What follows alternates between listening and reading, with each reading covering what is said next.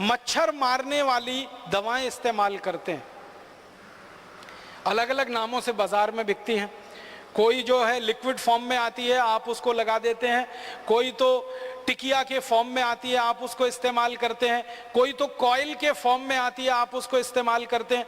Coil के रूप में मच्छर मारने वाली कोई भी दवा इस्तेमाल करें, टिकिया के रूप में इस्तेमाल करें या लिक्विड के रूप में इस्तेमाल करें, उनमें जो इस्तेमाल होने वाला केमिकल है वो डी एथिलीन है, वो मेल्फोक्विन है और वो फॉस्फीन है। ये तीन खतरनाक केमिकल हैं जो इस्तेमाल होते हैं और ये तीनों केमिकल यूरोप और अमेरिका के 56 देशों में बंद है और 20 साल से बंद है। हम हमारे घर में छोटे छोटे बच्चों के ऊपर वो लगा के छोड़ देते हैं।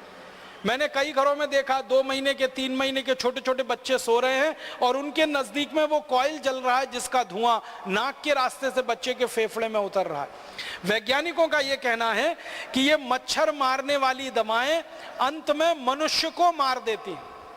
कई बार क्या होता है, मच्छर तो इनसे मरते नहीं है, मनुष्य मर जाते हैं जिनके लिए ये दवाएं इस्तेमाल हो रही हैं। और ज्यादातर इन दवाओं का व्यापार, डी एथिलीन का व्यापार, फॉस्फीन का व्यापार हिंदुस्तान में विदेशी कंपनियों के कंट्रोल में है और वो अंधाधुंध केमिकल इंपोर्ट करके लाके बेच रहे हैं और भारत की कुछ स्वदेशी कंपनियां भी बनाकर उनको बेच रही हैं। तो आप जरा सोचिए, आपकी सुरक्षा के लिए, आत्मरक्षा के लिए आप कम से कम ये चीजें इस्तेमाल करना बंद करिए।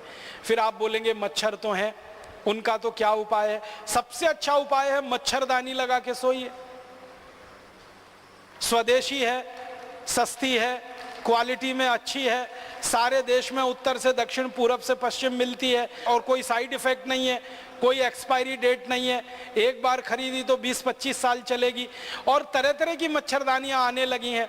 अब तो वो डंडे वाली जरूरत नहीं है, एक हुक में लटका दीजिए वो आती है, आप ऐसे खोल के सो जाइए आती है, नहीं तो चादर की तरह से ओढ़ के सो जाइए, कुछ नहीं कर सकते। तो ये मच्छर मारने वाली दवा से तो अच्छी है।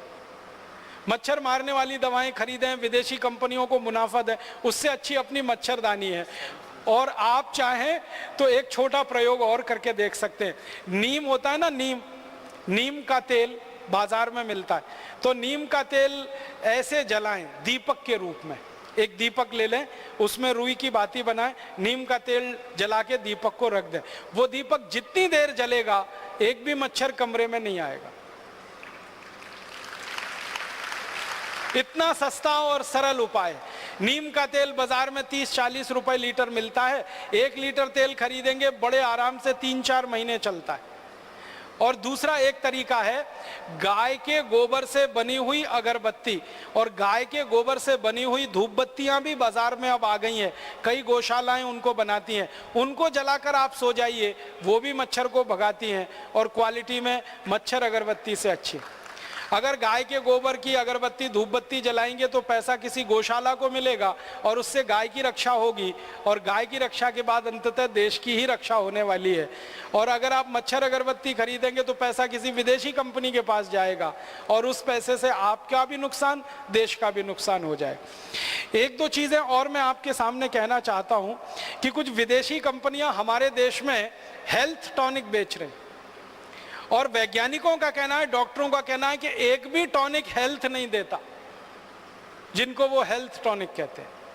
जैसे Boost, Horlicks, Protinex, Bournvita, Complan, Maltova, ये सारे हेल्थ टॉनिक के नाम पे बेचे जाते हैं। किसी से कोई हेल्थ नहीं मिलती, क्योंकि उनमें जो कुछ मिलाया जाता है और आपको बेचा जाता है वो कोई ऐसी चीज नहीं है जो आपके बच्चे को कोई बड़ी ताकत दे दे। और ध्यान रखिएगा, ये सारे हेल्थ टॉनिक को वो बेचते हैं ये कहकर कि ये फूड सप्लीमेंट है, माने खाना पहले खाओ, ताकत खाने से आएगी। फिर ये क्यों, इसमें से क्या आने वाला है? और ये सारे के सारे हेल्थ टॉनिक का मैंने हिसाब निकाला तो इतना दुख होता है मुझे कि इनके अंदर जो मिलाई हुई चीजें हैं वो क्या है?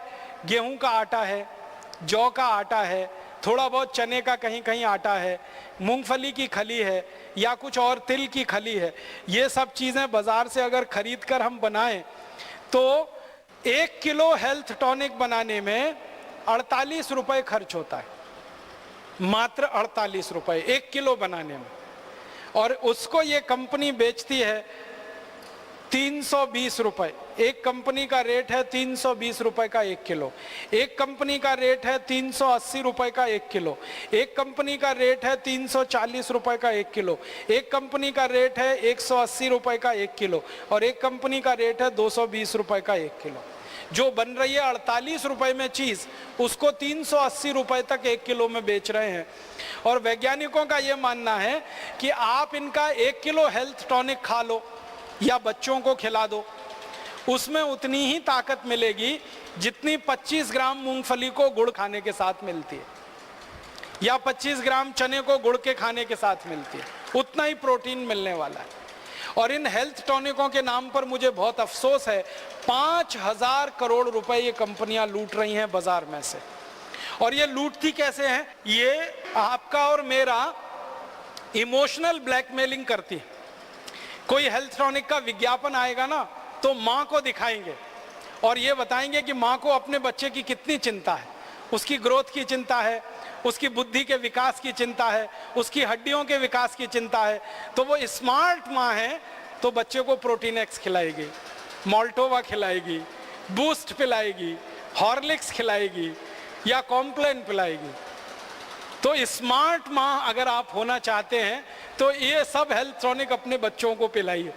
ये आप लोगों को मैं कहना चाहता हूँ, ये मूर्ख होना चाहते हैं तो अपने बच्चों को ये खिलाइए, क्योंकि पैसे बर्बाद हो रहे हैं और ताकत कुछ नहीं मिल रही है। आप अपने घर में मूंगफली ले आइए, चना ले आइए, गुड़ ले आइए, तिल ले आइए, थोड़ा जौ का आटा ले लीजिए, गेहूं का आटा ले लीजिए, सबको बना के तैयार कर लीजिए, बच्चों को दूध में मिला के पिलाइए। वो बहुत सस्ता है, क्वालिटी में बहुत अच्छा है। इसलिए इन कंपनियों के ये हेल्थ टॉनिक के चक्कर में मत फंसिए। मैं कुछ दवा के क्षेत्र में काम करने वाली कंपनियों के बारे में एक दो जानकारी देना चाहता हूं जो उस तरफ मैंने नहीं दी थी।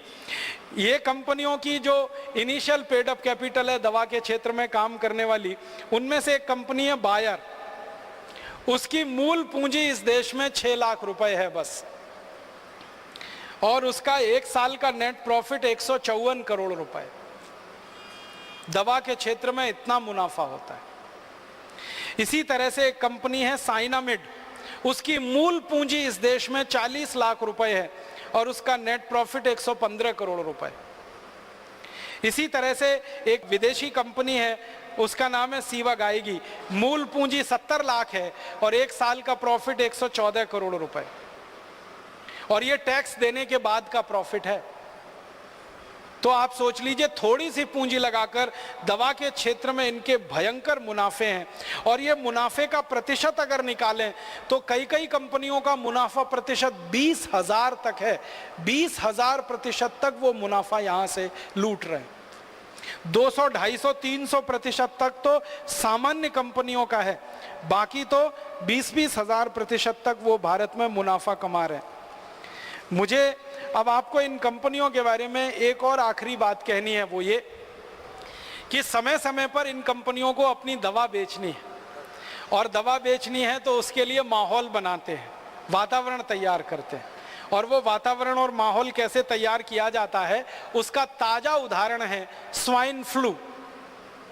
स्वाइन फ्लू आ गया, स्वाइन फ्लू आ गया, स्वाइन फ्लू आ गया, सारे देश में हल्ला हो रहा है। अखबारों में फ्रंट पेज पर खबर छप रही है, टीवी चैनलों पर दूसरी न्यूज ही नहीं है सिवाय इसके कि स्वाइन फ्लू, स्वाइन फ्लू। हर दिन कैंसर से 1500 लोग मरते हैं औसतन, और 1200 लोग करीब करीब दमा, अस्थमा, ट्यूबरकुलोसिस से मरते हैं। हृदय घात की बीमारियों से 800 से 1000 लोग हर दिन मरते हैं। तो इतनी बड़ी मौत के आंकड़े हैं, कैंसर, हार्ट अटैक, दमा, अस्थमा, ट्यूबरकुलोसिस, उसके बारे में मीडिया में कोई चर्चा नहीं है। Swine flu, swine flu, swine flu. इसका एक रहस्य है। रहस्य इसका यह है कि कैंसर का वैक्सीन नहीं बनता, ट्यूबरकुलोसिस का वैक्सीन नहीं बनता, दमा का वैक्सीन नहीं बनता, अस्थमा का वैक्सीन नहीं बनता, हृदय घात का वैक्सीन नहीं बनता। मतलब सीधा सा ये है, जिन बीमारियों के वैक्सीन नहीं बन सकते उन बीमारियों पर मीडिया चर्चा नहीं करता, क्योंकि उनसे कंपनियों को कोई बड़ा लाभ होने की गुंजाइश नहीं।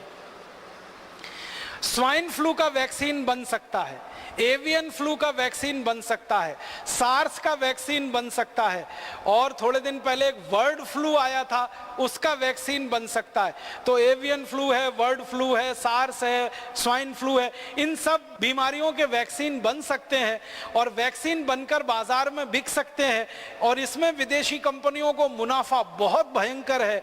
इसलिए मीडिया में ये सारी खबरें बाकायदा प्रायोजित तरीके से दिया जाती है, छपवाई जाती हैं, बनवाई जाती है। एक अमेरिकन कंपनी है, वो स्वाइन फ्लू की दवा बनाती है, टेमी फ्लू, और जानकारी ये मिली है कि टेमी फ्लू दवा को बनाते समय वायरस जो है अनकंट्रोल्ड हुआ, नियंत्रण के बाहर हुआ, और उसने स्वाइन फ्लू को फैलाना शुरू किया सारी दुनिया। माने एक अमेरिकन कंपनी की बदमाशी से, एक अमेरिकन कंपनी की गैर जिम्मेदारी से स्वाइन फ्लू का वायरस सक्रिय हुआ और सारी दुनिया के 30 देशों को उसने अपनी चपेट में लिया। अब वो 30 देश हैं, वो टेमी फ्लू के ग्राहक हो गए। वायरस निकला अमेरिका से, ग्राहक हो गए उनके दुनिया के 30 देश के लोग। अब वो सब लोग जिनको स्वाइन फ्लू होने की संभावना है या हो गया है, डॉक्टर उनको एक ही दवा लिख रहे हैं, टेमी फ्लू खाओ, टेमी फ्लू खाओ, टेमी फ्लू खाओ। जो विद्वान डॉक्टर हैं और जो इन कंपनियों के चक्कर में नहीं फंसते हैं, ऐसे भी कई डॉक्टर हैं, वो बता रहे हैं कि टेमी फ्लू बिल्कुल मत खाओ, क्योंकि आपने टेमी फ्लू खाया तो ये स्वाइन फ्लू का जो वायरस है ये स्ट्रक्चर बदलने में माहिर है, तुरंत नया स्ट्रक्चर ले सकता है और वो नए स्ट्रक्चर में रेजिस्टेंस आ सकता है, फिर कितना भी टेमी फ्लू खाना ठीक ही नहीं होने वाले। तो ऐसा पूरे देश में आतंक और माहौल फैला दिया। और ये आतंक और माहौल के दो ही उद्देश्य हैं। पहला उद्देश्य है ज़्यादा से ज़्यादा टेमी फ्लू दवा बेचना, जो पिछले 10 साल से इस कंपनी ने उत्पादन करके गोडाउन में भरी हुई है, अब वो गोडाउन खाली करना है। अब ये गोडाउन कोई ऐसा गोडाउन नहीं है जो टूथपेस्ट का हो, रोज इस्तेमाल करें और फेंक दें। ये गोडाउन तो तभी खाली होगा जब कोई दवा का आतंक हो, वायरस का आतंक हो और डर हो और दहशत हो। डर, दहशत और आतंक के चलते आदमी मजबूर हो जाता है महंगी से महंगी दवा खाने के लिए और महंगे से महंगा इलाज करने के लिए। तो ये स्वाइन फ्लू का वायरस इसी तरह का एक प्रोपेगेंडा है। मुझे तो एक ही बात कहनी है, वो ये कि ये स्वाइन फ्लू नहीं है, मीडिया फ्लू है।